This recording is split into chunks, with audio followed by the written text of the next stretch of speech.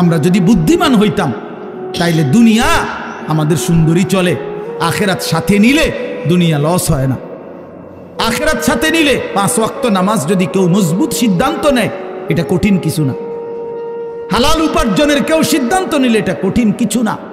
চরিত্র হেফাজতের সিদ্ধান্ত নিলে খোদার কসম এটা কিছুই না। আল্লাহ তাআলা হাদিসে কুদসিতে আছে, ওয়াদা দিছে, কেউ যদি আমি আল্লাহর ভয়ে চোখ হেফাজত করে, আমি তার দিলের মধ্যে ইমানের এমন স্বাদ দেব যে নগদ ইমানের মজা সে পাইতে থাকবে। খোদার কসম এটা হাদিস। মান তারাকাহা মাখাফাতি আবদালতুহু ঈমানান ইয়াজিদু হালাওয়াতাহু ফি কলবি।